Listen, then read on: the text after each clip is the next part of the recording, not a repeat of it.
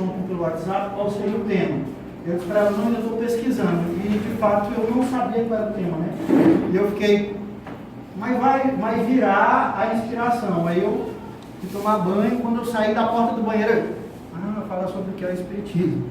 Então, nossa palestra de hoje é sobre o que é o Espiritismo e o que não é o Espiritismo. Eu pensei nesse tema porque exatamente nas quintas-feiras nós temos um público de pessoas que começam a frequentar os estudos, ou seja, de pessoas iniciantes. E é interessante a gente ter uma certa compreensão logo na entrada, para depois não desenvolver estudos com certos vícios sobre o que é e sobre o que não é o Espiritismo. Nós sabemos que tem muitos espíritas que têm espírito de católico, ou muitos espíritas que têm espírito de outra religião. Quer dizer, traz consigo a sua visão dos segmentos religiosos que faziam parte. E isso às vezes atrapalha e acaba confundindo as histórias. Bom, então, para começar, uma questão básica. Nós temos duas perspectivas, duas visões de mundo com relação à realidade. Ou nós temos uma visão materialista do mundo, ou seja, que não há nada além da matéria, tudo é matéria. Quando nós morrermos, que esse corpo deixar de funcionar, acabou. É um dormir sem sonhar. Então essa basicamente é a visão materialista. Não existe consciência, não existe mente, existe cérebro. Não existe espírito, existe corpo que vai deixar de funcionar, vai se tornar duro e por aí vai. Essa é a visão materialista. E nós temos a visão espiritualista. Os espiritualistas são aqueles que acreditam que a realidade não é só feita de matéria. Existe algo além da matéria. E aí dentro do quadro dos espiritualistas, existe uma infinidade de religiões, uma infinidade de segmentos religiosos, algumas que acreditam em Deus, outras que não acreditam em Deus, mas que são espiritualistas, como é o caso, por exemplo, do budismo. Os budistas não existe Deus, embora exista a consciência que está além da matéria. Nós temos os evangélicos, nós temos os católicos, dentro daqueles nós temos os que acreditam em ressurreição, outros que acreditam em reencarnação. Ou seja, dentro do espiritualismo existe um leque muito grande de visões espiritualistas. E um desses leques de visões, uma dessas formas de ver é o espiritismo. Esse termo, espiritismo, foi o termo, se você tiver a curiosidade de pegar lá na introdução do Livro dos Espíritos, você vai ver, é um neologismo, ou seja, uma palavra nova criada por Allan Kardec para exatamente definir o que é isso que nós estamos, por exemplo, fazendo aqui, agora, nesse exato momento. E de modo bastante resumido, o Espiritismo é a doutrina dos Espíritos. Essa é uma definição apresentada pelo próprio Allan Kardec, que está lá no Livro dos Espíritos. Ele diz assim, diremos, pois, que a doutrina espírita, ou Espiritismo, tem por princípio as relações do mundo material com o mundo dos seres invisíveis, com o mundo invisível, Os adeptos do Espiritismo serão os espíritas, ou se quiserem, espiritistas. Está lá na introdução do Livro dos Espíritos. Então, uma definição básica, uma definição ligeira, se alguém quiser perguntar e quiser receber uma resposta rápida, é claro que essa é uma resposta rápida, mas é uma resposta de entrada. O Espiritismo vai muito mais além disso daí, conforme nós veremos no decorrer da nossa conversa hoje. Bom, tudo começou em 1948. Desculpa, 1848, numa cidadezinha chamada Hydesville, uma cidadezinha voltada para agronomia, agricultura, do estado de Nova York, É engraçado, né? Só para abrir um parênteses. Exatamente 31 de março foi o desencarne de Allan Kardec. Só que de 1869. Desculpa. Foi. Né? Foi. 69. Ou seja, e aí lá, nessa casa, aí tinham duas irmãs, uma de 11 anos e uma de 14 anos. As irmãs Fox. A Margaret Fox e a Cat, né? Aí o que aconteceu? Elas começaram a escutar pancadas, batidas. E não tinha nada, o pai delas, a mãe dela, elas verificaram, não tinha nada na casa, do ponto de vista físico, material, que pudesse provocar aqueles sons. Então elas, assustadas, foram falar para a vizinha. E elas perceberam que existia uma lógica por trás das pancadas. Porque a vizinha, por exemplo, tinha 33 anos. E aí a vizinha perguntou, achando que era brincadeira das meninas, né? E como as meninas não conheciam muito a vizinha, porque isso foi em março, elas tinham se mudado em dezembro para esta casa, então elas não conheciam muito a vizinha. E aí a vizinha perguntou para as pancadas, quantos anos eu tenho? E aí 33 pancadas bateram. Surgiu o estado de 33 pancadas. Então se percebeu que tinha algo por trás, que não era material e que provocava esses sons, que não eram as meninas, nem o pai, nem ninguém por ali. Era alguma coisa. Logo depois, descobriu-se que nesta casa uma pessoa foi assassinada, um vendedor que recebia naquela época o nome de mascate, né? Ele teria sido assassinado e esse espírito que estava se manifestando para as meninas era o tal mascate, era o tal vendedor, né? Bom, mas aí a ideia é que o espiritismo moderno começou a partir desse ponto, porque as manifestações espirituais, elas se tornaram mais ostensivas, né? Elas passaram ao que nós chamamos agora as irmãs, né? Elas ficaram conhecidas na história como as fundadoras do espiritismo moderno, né? Kate, a mais velha, e a Margaret, a mais nova, né? E tinha uma terceira irmã, que essa terceira irmã não participava disso, porque ela não tinha o que as outras duas tinham. E daqui a pouco a gente vai falar que é a mediunidade ostensiva, é uma mediunidade mais aguçada para perceber os fenômenos espirituais, né? Bom, a evolução dos fenômenos físicos começou com as mesas girantes. As próprias meninas, as irmãs Fox, elas começaram a fazer uma série de eventos por todos os Estados Unidos. Ficaram famosas, ganharam muito dinheiro com isso, né? E uma das manifestações era que as mesas, elas se movimentavam, elas se mexiam. Barulhos, estalos ocorriam nas mesas. E esse movimento não era um movimento aleatório, porque eles aconteciam de acordo com as perguntas que eram feitas pelas pessoas que estavam na plateia.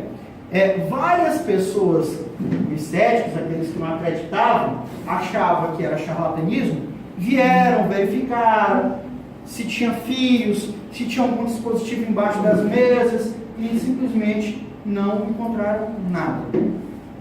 Era apenas efeito provocado por uma inteligência que não era uma inteligência material, pelo menos visível do ponto de vista, né?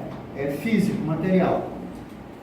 Depois das mesas girantes, né, e das pancadas, lembrei do Chaves, tem um episódio do Chaves que tem uns espíritos zombeteiros, né, que é o Kiko debaixo da mesa batendo a cabeça, né? Bom, não sendo... Mas quando tem uns zombeteiros também que aparecem, porque nem sempre nesses fenômenos aqui, as meninas faziam perguntas, nem sempre as respostas, elas eram verdadeiras. Isso mostra o quê? Isso mostra que nem sempre, e é preciso tomar cuidado, porque aí vem a necessidade do estudo, vem a necessidade de aprofundamento reflexivo, nem sempre as manifestações dessas inteligências são manifestações sinceras. Pode ser um Kiko debaixo da mesa, né? Um espírito zombeteiro, né? E depois eles perceberam, né, que só o som de pancadas ou de mesa arrastando não respondiam a perguntas mais complexas. Então eles passaram a... Geralmente no interior as pessoas fazem, né, aquele negócio do copo, botam um copo de cabeça para baixo, com alfabeto, e aí o copo vai movimentando e formando as palavras, né? Eles começaram a usar coisas próximas disso, né? Os espíritos movimentavam cestos, movimentavam coisas nas pranchetas, né? Uma coisa muito parecida com aquele filme de terror, né? A Ouija, né? Aquela tábua do Ouija. Né? Então, depois a coisa foi se refinando cada vez mais. Eles perceberam que o mesmo movimento que os espíritos poderiam fazer nos cestos, nas pranchetas, podiam fazer na mão de alguém. E aí começou o que eles chamavam, à época, os médiuns escreventes. Aqueles médiuns, aquelas pessoas que tinham um desenvolvimento mediúnico mais aguçado, mais ostensivo, né? E que em contato com essas inteligências não materiais, elas movimentavam o braço, a mão do médium e escreviam. É o que nós chamamos hoje de psicografia, né? Os médiuns psicógrafos. E o próximo passo, como está lá no livro O que é o Espiritismo, né? O próximo passo foi as comunicações diretas, de inteligência para inteligência.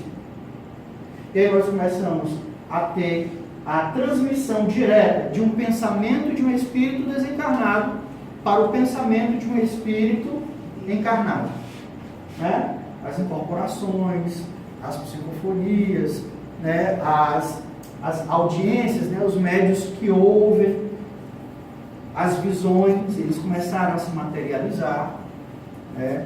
Aqui no Brasil nós tivemos vários casos no começo da carreira do Chico, né, que o médium ele expeliu uma substância chamada de ectoplasma, e essa substância chamada de ectoplasma servia para auxiliar na materialização dos espíritos, e essa materialização era visível para as pessoas que lá estavam. Né? Então, a partir desse ponto, das simples pancadas que as irmãs Fox ouviam na casa, a transmissão direta de pensamento. Né? Bom, é um exemplo de uma mesa girante, flutuante. Né? Isso saiu das fronteiras dos Estados Unidos. Né? Mas aí a grande pergunta, o que estava por trás desses fenômenos físicos? Né? Ainda havia muita dúvida. Os fenômenos eles não eram aleatórios, eles seguiam uma ordem. Ele seguia uma linha de raciocínio. Tá? Perguntava-se a idade e 33 pancadas eram dadas. Perguntava-se sim ou não, uma pancada para sim, duas para não, e a resposta era dada. E de fato batia. Né? Então alguma coisa está por trás, né? E essa coisa que está por trás não é o acaso, não é o vento, não é uma inteligência. Por que é uma inteligência? Ora, porque segue uma ordem racional. Resta saber qual é a natureza dessa inteligência. Ou seja, esses fenômenos são intencionalmente provocados pelos participantes, ou seja, esses ditos médicos, eles são, na verdade, charlatões, pessoas que dão golpe. Foi um dos pensamentos, porque assim como na época, assim como hoje, muita gente não acredita que esses fenômenos, eles aconteçam. Né? Então, uma das coisas de fato, é uma força inteligente que está por trás. E que força inteligente é essa que está por trás?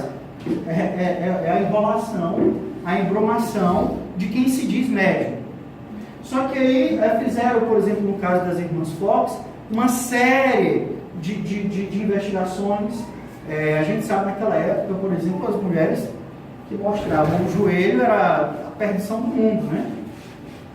Forçaram as irmãs a ficarem só com a roupa íntima, para verificar se não tinha nenhum fio, se não tinha coisa do gênero que provocasse aqueles estados. Depois, na França, daqui a pouco a gente vai falar, quando chegou lá, Allan Kardec também de imediato não foi um crente passivo. O que é o crente passivo? Aquele que você disse que pau é pedra, realmente pau é pedra. Acredita sem investigar, né? Allan Kardec fez várias investigações, fez vários estudos, usou vários procedimentos, até que acabou aceitando. Ou seja, antes disso tudo, uma das visões era que era charlatanismo, era enrolado. Não existe charlatanismo, não existe enrolado? Claro que existe. Em todo canto tem. Né? Em todo lugar tem.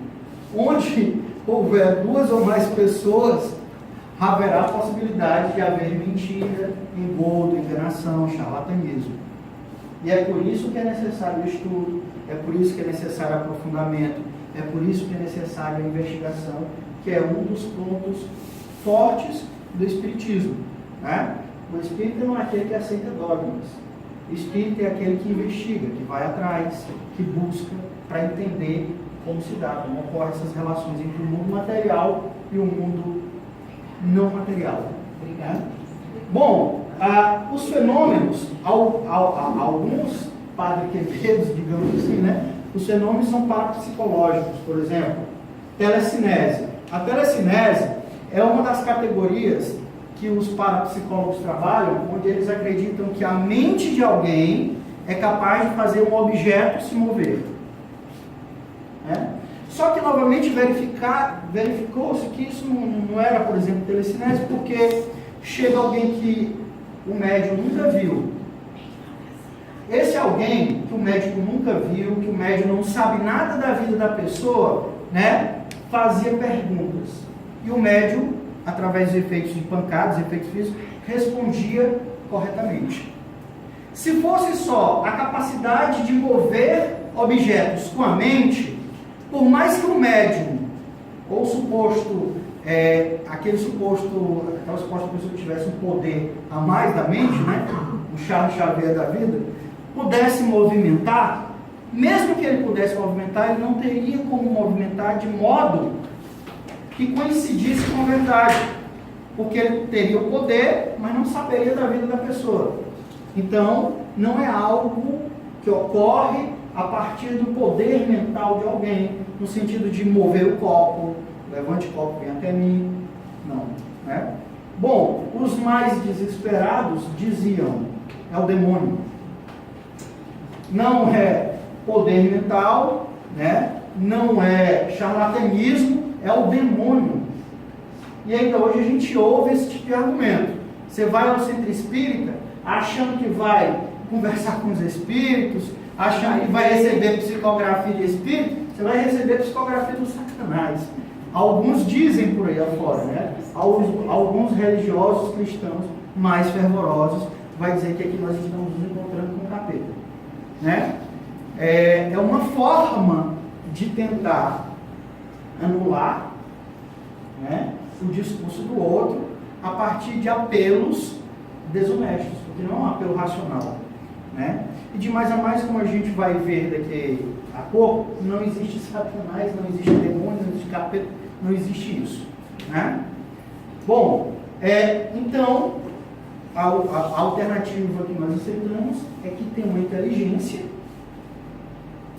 que é uma consciência, que um dia esteve materializada como nós hoje estamos. Ou seja, se eu sou espiritualista, acredito que nem tudo é matéria. Ou seja, se eu sou um espiritualista que acredito que tem uma consciência, ou uma alma, ou um espírito, ou uma energia que move essa matéria, então eu tenho que crer que em essa matéria se decompondo, em essa matéria se destruindo, porque todos nós, né, isso aqui vai se destruir, eu permaneço. Eu permaneço de alguma forma, em algum lugar, de algum modo. E hoje nós temos, por exemplo, um estudioso, um biólogo italiano chamado Philippe Lanza, que ele desenvolveu uma teoria chamada a teoria do biocentrismo, né? Onde ele diz que, na verdade, quando a nossa consciência abandona essa matéria, que apodrece, que se decompõe, vai gerar, por exemplo, alimento para as plantinhas lá do cemitério, né? Essa consciência ela fica em um outro plano de realidade. É claro que quando o discurso fica sai da boca de um cientista, as pessoas passam a acreditar mais, porque é aquilo que a gente falou ainda há pouco no Evangelho. É um índio dizendo, então eu não acredito, mas é um cientista dizendo, aí eu vou acreditar, né? E aí então, para algum lugar essa consciência vai. Para algum nível de realidade, nós, depois que abandonamos essa matéria aqui, seguimos, né? Aí então, sai das fronteiras dos Estados Unidos, né? Esses eventos começam a ganhar a Europa, as pessoas acabam utilizando esses eventos de mesas girantes como o evento, né? Tipo, vamos ao aniversário do fulano, e lá vai ser bom, porque depois dos parabéns vai ter as mesas girantes, né? É mais como assim, utilizavam como se fosse um evento, um show, uma coisa assim. E chegou a França, né? Chegou a França, e chegando na França, o rapaz chamado Hippolyte a pessoa enrolou, né? Hippolyte Léon Delisard, que velho, eu não sei falar francês, então perdoe a pronúncia, né? Esse rapaz foi convidado por um amigo para assistir uma dessas reuniões, né? Ele foi convidado para assistir e ele, curioso, foi lá, né? Começou a assistir, começou a se envolver nos eventos, e ele era um cara rigoroso porque ele era um estudioso da época, né? Ele era aluno de um dos grandes nomes da pedagogia, que é o Pestalozzi, né? E ele, igual o Pestalozzi, né? Era um estudioso, era um científico, trabalhava com rigor da ciência. Então, ele começou a fazer investigações desses eventos, onde ele pretendia, com essas investigações, verificar se eram verdadeiras ou se não eram verdadeiras. Por quê? Como era que isso acontecia? E cada vez mais ele foi se convencendo de que eram verdades. Não tinha nada a ver com charlatanismo, não. Algumas coisas tinham, né? Ele observou que existia uma força inteligente que movia os objetos. E ele identificou essa força inteligente com que hoje nós chamamos aqui de espíritos, né? Os espíritos. É claro que antes de 1848, nenhum espírito se manifestava? Claro que não. As manifestações dos espíritos são de datas assim memoráveis. Várias religiões antiguíssimas falam nela. Os antigos hinduístas, ou seja, várias. Dentro da Grécia, quando a gente fala em religião dos gregos, a primeira coisa que a gente tem ideia é que, se falando de gregos, os deuses eram Zeus, Hera, Afrodite, não sei o quê. Mas tinha uma religião, que era uma religião paralela, que era uma religião menos popular, que era uma religião para os iniciados, como por exemplo Pitágoras, Platão, Sócrates, né? Que era chamada de orfismo. E os órficos acreditavam numa coisa que os espíritas também defendem, que é a ideia da reencarnação, que é a ideia da pluralidade de existências. O que acontecia era que eram coisas mais restritas. A gente sabe, por exemplo, que Pitágoras, ele tinha os conhecimentos exotéricos, com X, né? Ou seja, conhecimentos que eram para a população, e o esotérico, com S, que era para os iniciados. Então, esses conhecimentos, eles existiam, só que eles eram restritos a determinadas camadas, a determinados grupos. Tá? Então, o que acontece? O que aconteceu com Allan Kardec? O que aconteceu desde 1848? É que a coisa se tornou pública. Toda a camada, todas as camadas da população passaram a ter acesso. Por isso, no começo, está lá expresso o espiritismo moderno, que é aquele que vem longe de cultualismos, longe de misticismos, mas que trabalha com a ideia de publicização. Um dos métodos de Kardec, por exemplo, para verificar se de fato era verdade o que era dito, era exatamente que ele fazia uma pergunta aqui, numa localidade da França, né, a um espírito que incorporava, e ele fazia a mesma pergunta em outra região da França, em outro médium que não conhecia esse, a mesma pergunta recebia a mesma resposta. Se são pessoas diferentes, de regiões completamente diferentes, que não se conhecem e nunca se falaram, porque respondem a mesma pergunta?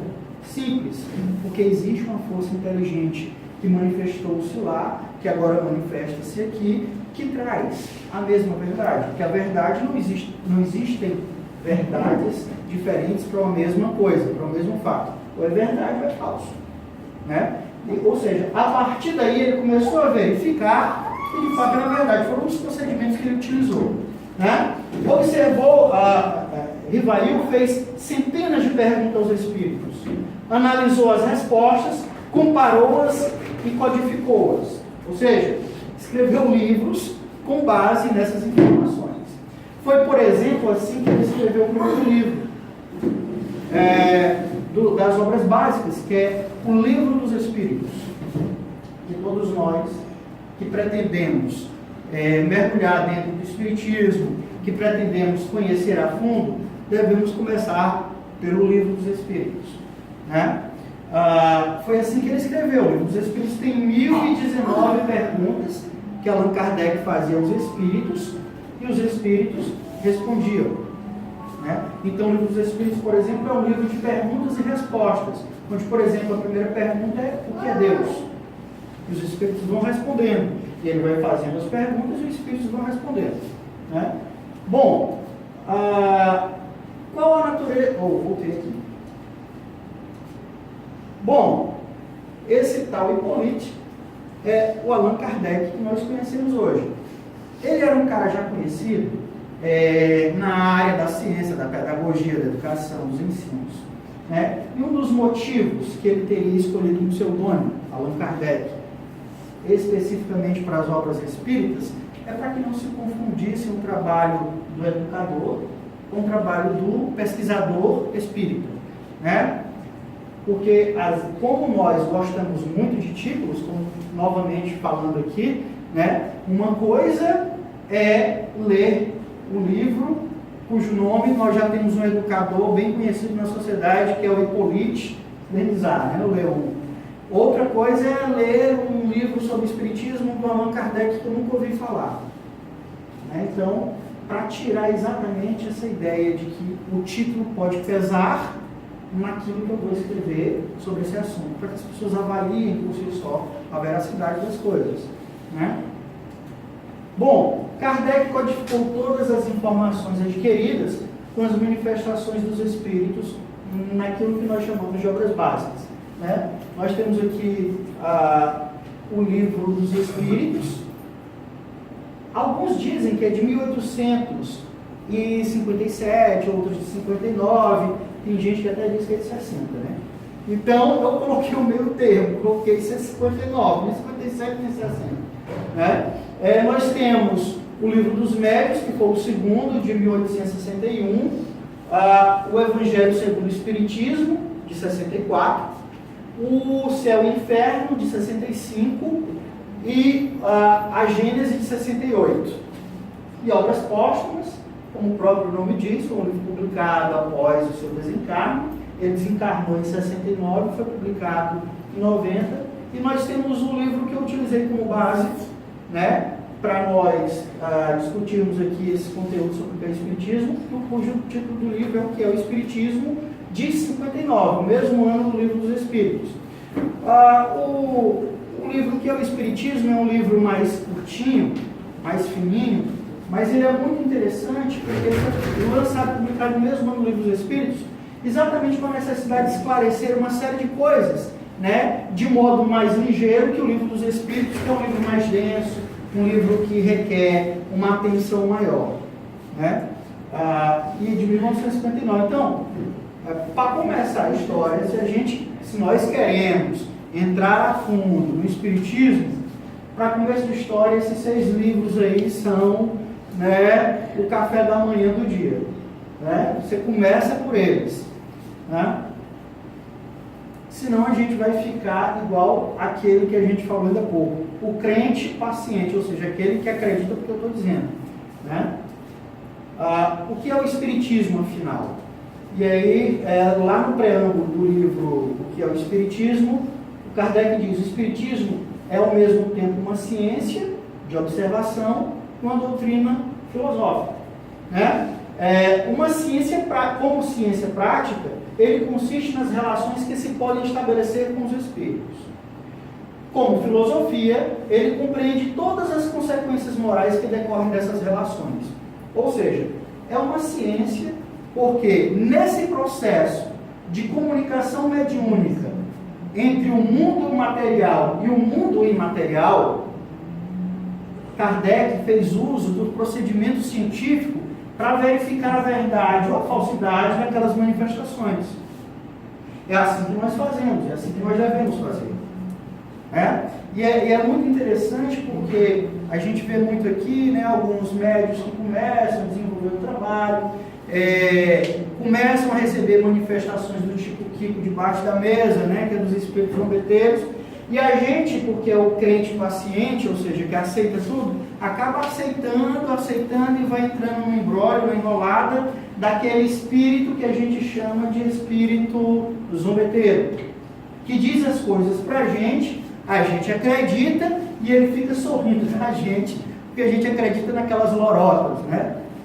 Aí eu não tá aqui, eu acho que foi ela que disse uma vez, né? Disse: olha, tinha um centro lá e tal, que o inventor da casa disse que tinha que botar uma pirâmide no meio da mesa. Todo mundo aceitou que tinha que botar uma pirâmide, porque era o mentor espiritual da casa que estava dizendo.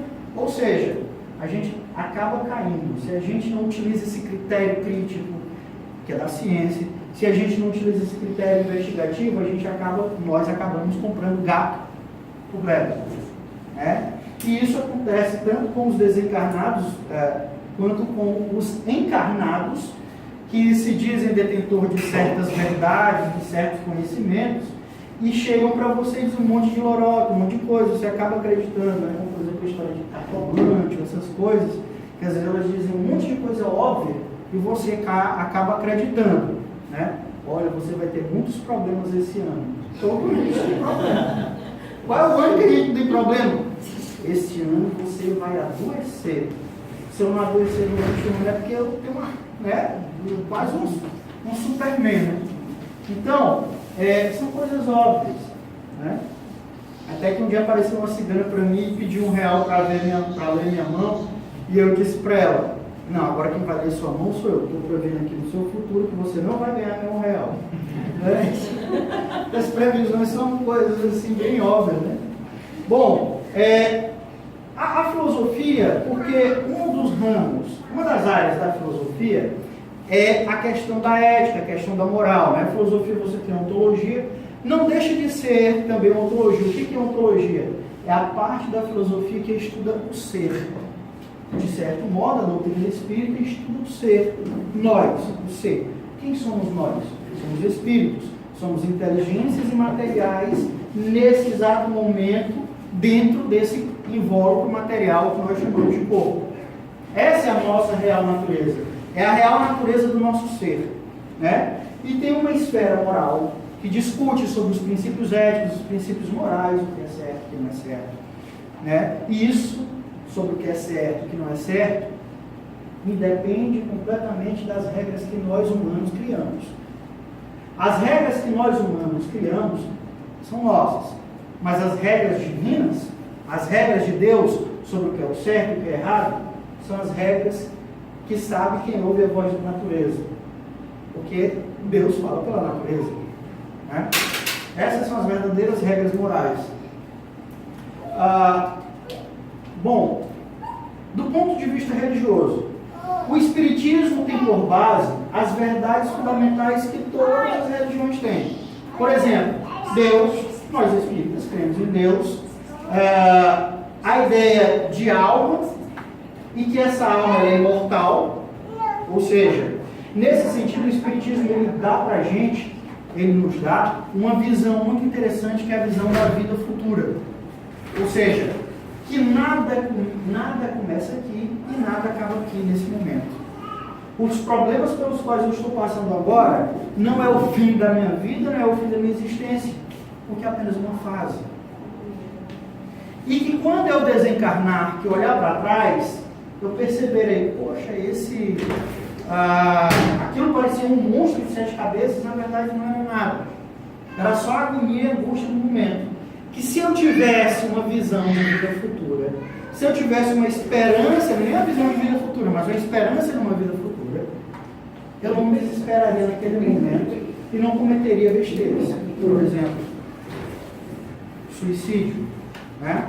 A gente tem, por exemplo, no livro do Gênesis, vários exemplos de como o desespero pela não visão dessa vida futura provocou diversos suicídios e como esses espíritos desencarnados padeceram na erraticidade, ou seja, no plano espiritual. Né? Penas e recompensas futuras. Toda religião fala penas e recompensas futuras. É claro que a diferença, nós temos uma diferença aqui, né? Porque em algumas religiões eles dizem que nós temos uma coisa chamada pecado ou uma coisa chamada pecado original. Existe um casal no começo de tudo que pecou e eu venho arrastando como herança esse pecado daquele casal que fez o que não devia no paraíso. Né? A ideia de pecado original, não tem uma ideia de pecado original. Né? Os erros, não existem pecados, existem erros. Né? Erros e acertos. As coisas que eu faço, as ações que eu cometo, todas elas têm consequências. Todas elas. Se eu correr em direção a essa parede, eu vou me arrebentar na parede. Né? Se eu tiver sede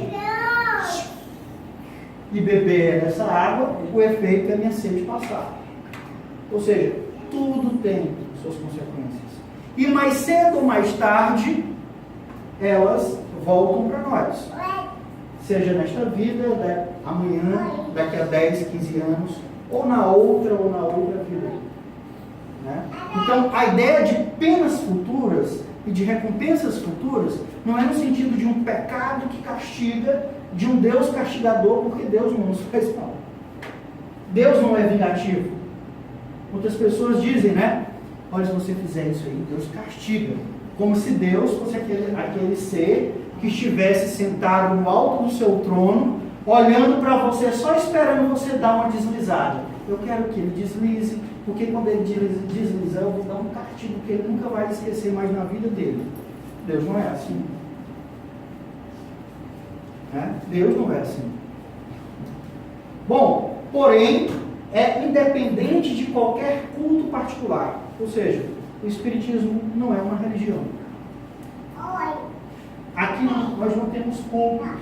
Por exemplo, para eu ministrar essa palestra, eu não precisei ficar preso no seminário durante 9 anos, 7 anos, estudando. Não existe hierarquia aqui, né? Todos nós, uma hora estamos aqui na frente, outra hora estamos aí sentados, ouvindo, porque todos nós estamos no mesmo bar para aprender as mesmas coisas.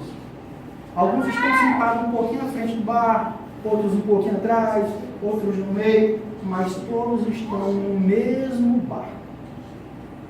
Né?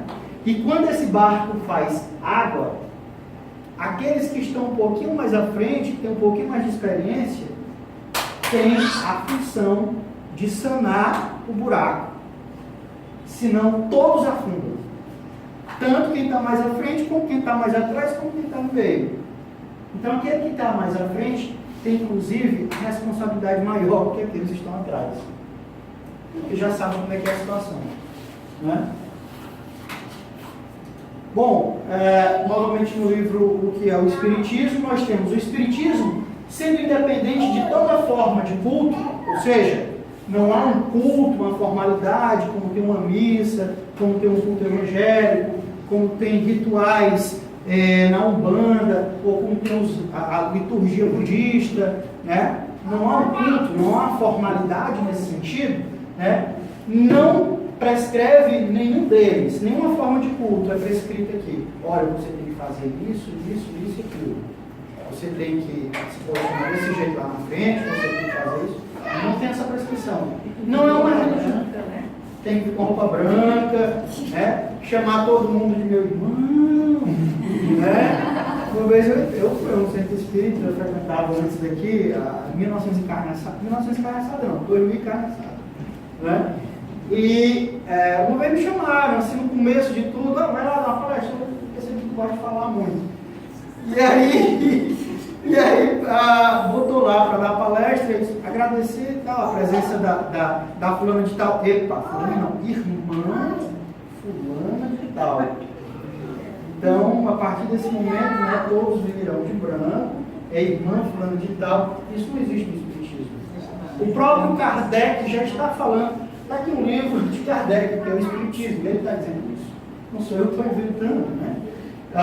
Então não existe um ritual formal, porque para fazer a caridade, para fazer o bem, não precisa de forma, basta a caridade e o bem, né?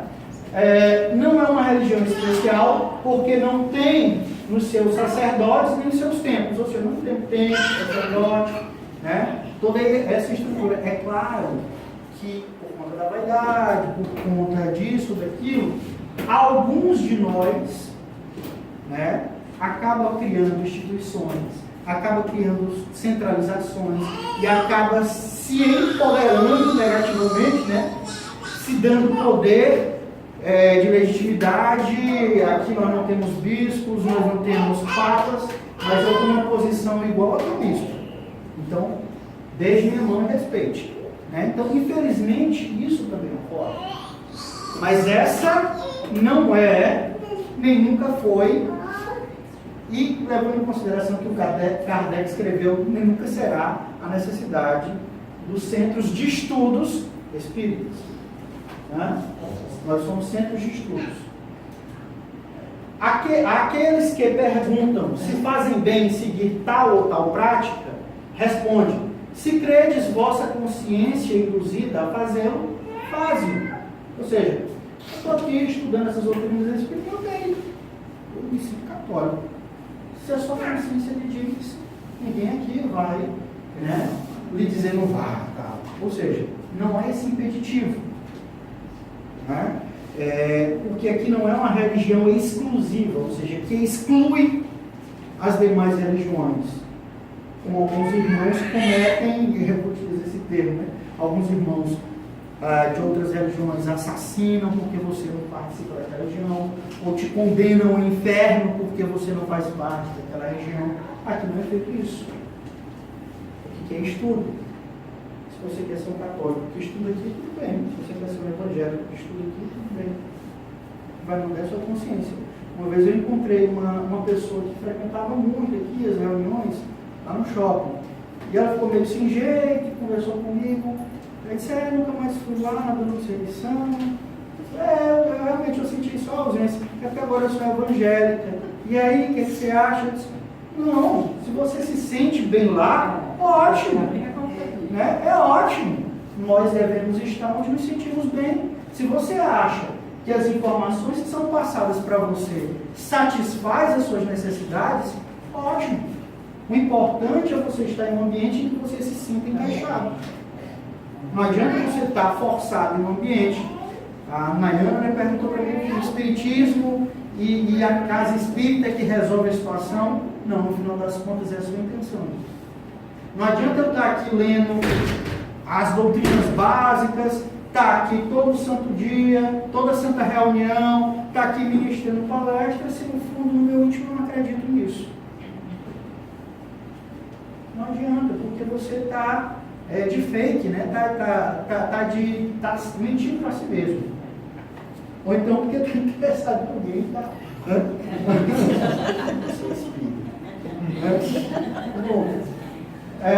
Deus tem sim, olha só, essa frase eu deixei negrito, está lá, né? Eu achei muito interessante. Deus tem sempre em conta a intenção. É o que está dentro daqui, que na verdade Deus vai levar. E é por isso que é perfeitamente possível, agora falando aqui para nós, é perfeitamente possível um ateu desencarnar e acordar no nosso lar.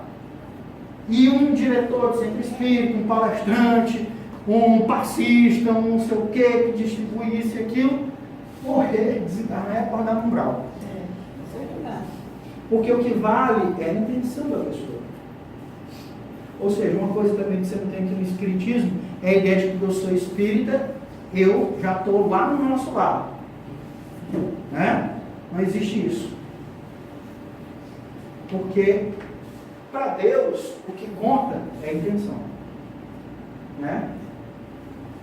Então não fique se achando que está salvo, não, viu? Estou salvo, tal. Algumas crenças negadas pelo Espiritismo. Deus não criou o mal. Né? Ou seja, a imperfeição dos espíritos que estão aqui encarnados é que provocam essas situações difíceis.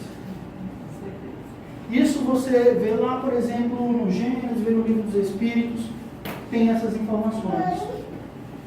Se existe desonestidade, se existe gente passando gente para trás, se existe gente fazendo mal para a gente, é porque Deus jogou no mundo mal e ficou lá em cima batendo palma, vendo as bagaceiras comendo. Não. São as nossas próprias limitações, são as nossas próprias deficiências morais, de vaidade, de orgulho, de egoísmo, de desejo de vingança, que provoca isso no mundo que nós chamamos de mal ou maldade. Deus não fez o mal. Ele, pelo contrário, deu uma coisa para nós chamada livre-arbítrio. Mas junto com o livre-arbítrio, tem uma lei natural que está, por exemplo, descrita no Livro dos Espíritos, que é a lei de causa e efeito. Você faz e depois vai colher. Não adianta plantar tomate e querer colher abacaxi. Tá? Ou seja, para cada reação existe, para cada ação existe uma reação. Para cada causa tem o seu efeito correspondente. As penas eternas. E aí nós temos a tese da reencarnação. Não existem penas eternas.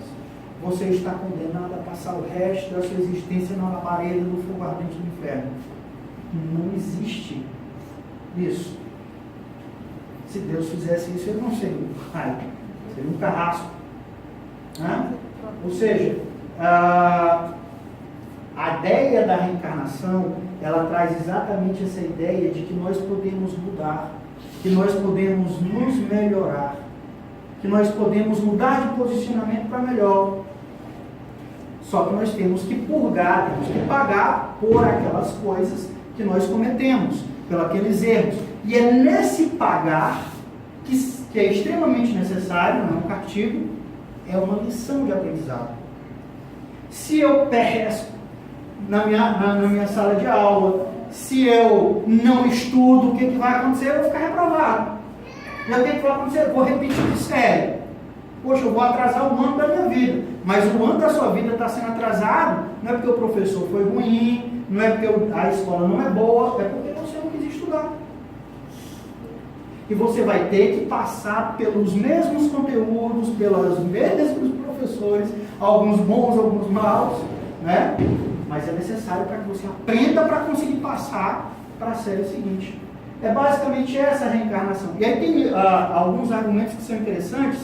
Por exemplo, o que aconteceria se não existisse a reencarnação com a criança que ao nascer 5 minutos depois morre, desencarna? Ora, se não tem reencarnação, então essa vai direto para o nosso lar. Por exemplo, para o Wanda, né? E aquele que viveu 104 anos teve 104 anos para quebrar a cara.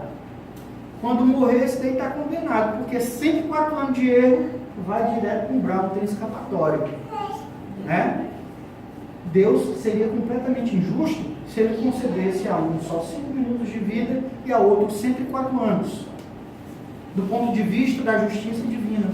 Do ponto de vista de conceder tempo hábil a alguém errar mais do que para o outro. Então o que ocorre? Aquele que viveu 5 minutos era necessário naquela vida dele.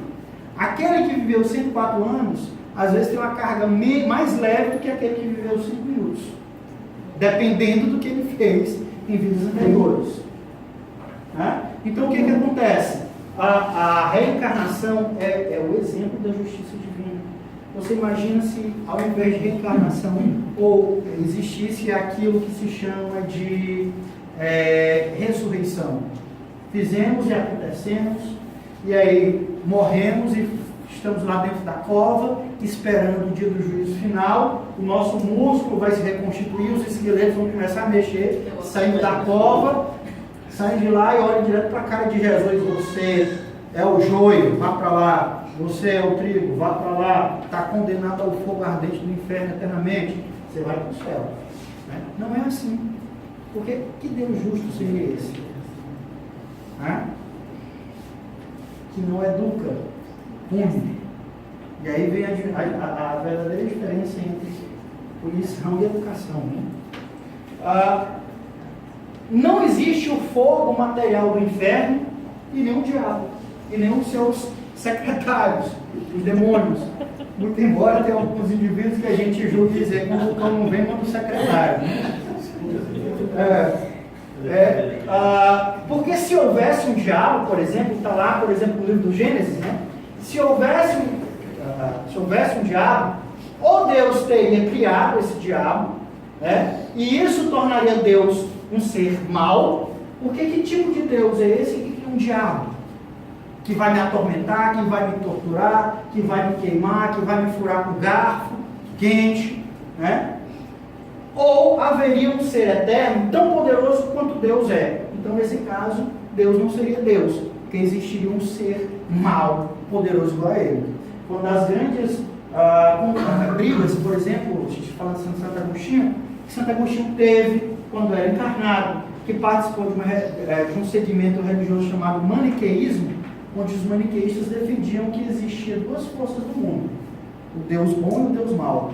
Até que Santo Agostinho chegou à conclusão de que não existe mal, porque se existisse o mal, Deus seria mal. Mas Deus não é mal. O que existe é o afastamento das coisas e dos ensinamentos de Deus. E aí a gente cai na buraqueira, né? Bom, ou seja, não existe o mal criado por... O mal que existe somos nós mesmos que fazemos, com as nossas imperfeições morais. Não existem as penas eternas, é para isso que existe a reencarnação, e não existe o inferno e o diabo. Né? E ao contrário do que dizem, né, porque a literatura diz que o umbral é frio, gelado, ou seja, você não vai ficar nem com fogo, não. O fogo é aqui em Teresina. Você vai ficar com gelo no umbral. Né? Bom, algumas teses espíritas. Deus é a inteligência suprema, ou seja, nós somos, cada um de nós, uma inteligência. Existe a maior de todas elas, que é Deus. O aperfeiçoamento do espírito é fruto do seu próprio trabalho. Isso é muito interessante, porque se eu vou à igreja evangélica, se eu vou à igreja católica, ao templo budista, se eu vou ao centro espírita, todos esses segmentos religiosos, eles vão me dar direcionamentos. Ou seja, todos esses segmentos religiosos vão apontar a porta para mim. Mas quem vai caminhar até a porta sou eu. Quem vai decidir se vai continuar aqui, ficando em pé, olhando para o chão, olhando para a porta, os ensinamentos, sou eu. Ninguém vai pegar você pelos braços e te levar para lá. É você quem vai escolher, porque nós temos uma coisa chamada livre-arbítrio. Ou seja, o nosso progresso depende de nós, assim como o meu passar de série depende de mim. o meu estudo. Né? Há mundos apropriados para graus diferentes de adiantamento. Ou seja, no Evangelho canônico, Jesus diz: na casa do meu Pai tem muitas moradas.